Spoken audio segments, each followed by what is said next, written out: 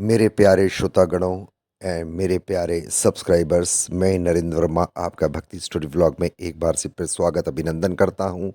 And welcome to YouTube. Please unfreeze my vlog, my channel. I will request to again YouTube, please unfreeze my channel. दोस्तों, आज मैं आपको बताऊंगा राजा दशरथ का विवाह कौशल्या माँ से कैसे हुआ। माता कौशल्या ने अपने पुत्र राम को क्यों कभी नहीं नाम से पुकारा। आइए जानते हैं। जानने से पहले आपसे अनुरोध करूंगा, रिक्वेस्ट करूंगा, प्लीज़ ब्लॉग को अधिक से अधिक लाइक करें, सब्सक्राइब करें, शेयर करें और बेल आइकॉन को प्रेस करें। रामायण में माता कौशल्या का किरदार ऐसा है जिसने वर्षों तक पुत्रों का वियोग सहा, लेकिन जो जीवन पर्यंत एक मार्मिक माँ बनी रही। उनसे जुड़ी भी कई दिलचस्प कहानियाँ हैं, लेकिन लोगों को इसके बारे में ज़्यादा जानकारी नहीं है। तो चलिए इस लेख में जानते हैं उनका विवाह राजा दशरथ से कैसे हुआ और अपने पुत्र को नाम से क्यों नहीं माँ बुलाती थी कौशल्या माँ। आइए जानते हैं। माता कौशल्या इतनी कोमल हृदय की थी कि उन्होंने राजा दशरथ की सभी पत्नियों को अपनी बहन के समान समझा और समान अधिकार दिया, और भगवान राम के वनवास जाने के बाद भी भारत को ही राम समझकर पुत्र स्नेह देती रही। भगवान राम उनकी कोख से जन्म लेंगे और राजा दशरथ से उनका रिश्ता तय होगा, ये सब पहले से ही तय था और कई दिलचस्प किस्सों के जुड़ा हुआ है। लेकिन कौशल्या के बारे में भी लोगों को ये जानकारी नहीं है, इतनी कम है कि किस्से अनसुने रह गए। तो चलिए जानते हैं इससे जुड़े सभी तथ्य क्या हैं। राजा दशरथ का विवाह कौशल्या के साथ एक रोचक कहानी है। इसके पीछे कुछ विभिन्न कथाएं और मान्यताएं भी हैं। एक पौराणिक कथा के अनुसार कौशल्या कुशल प्रदेश छत्तीसगढ़ की राजकुमारी थी। उनके पिता का नाम सुकौशल और माता का नाम अमृत प्रभा था। राजकुमारी के विवाह योग्य होने पर अच्छे मित्रों संबंधों के चलते सुकौशल ने अपनी बेटी कौशल्या के विवाह राजा दशरथ से तय कर दिया।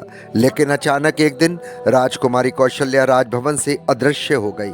उधर अयोध्या से महाराज की अपने पुत्र दशरथ की बाकी सेना को लेकर सरयू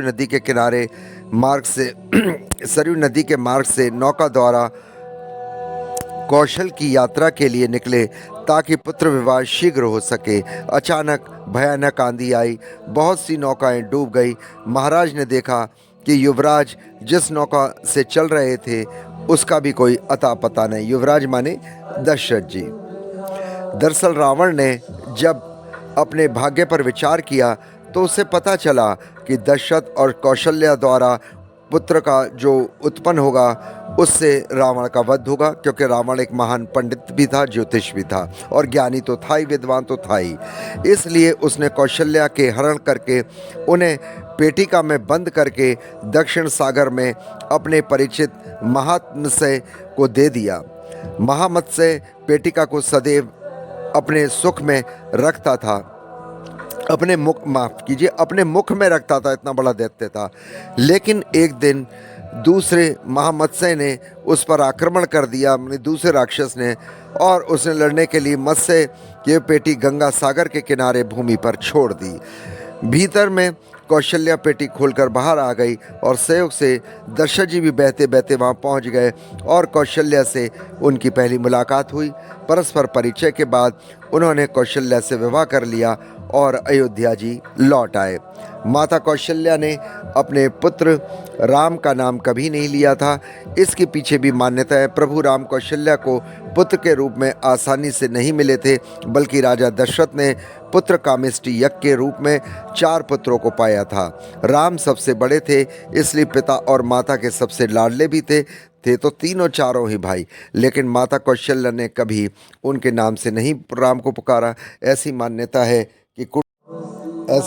है कि कुंडली या पत्री में बेटे का जो नाम होता है उससे माँ को नहीं बुलाना चाहिए। लेकिन माता कौशल्या ने अपने पुत्र को उसके नाम से कभी नहीं बुलाया, बल्कि वो उन्हें दूसरे नाम से बुलाती थी। वो उन्हें जिन नामों से पुकारती थी उनमें से एक नाम राघव उनका सबसे पसंदीदा नाम था राम भगवान। आंखें बहुत सुंदर थी तो उन्हें राजीव लोचन के कहकर भी पुकारती थी।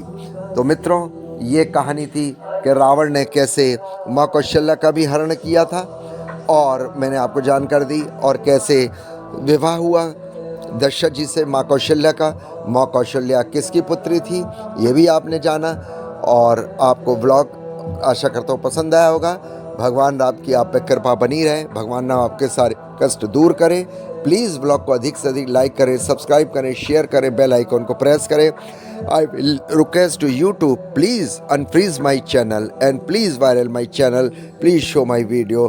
Thank you so much. तो दोस्तों, अपना ख्याल रखिए, अपने आसपास का ख्याल रखिए, ठंड बहुत है, अपना ध्यान रखिए, अपने माता पिता का ध्यान रखिए। यही रामायण की सीख है। जय सिया राम।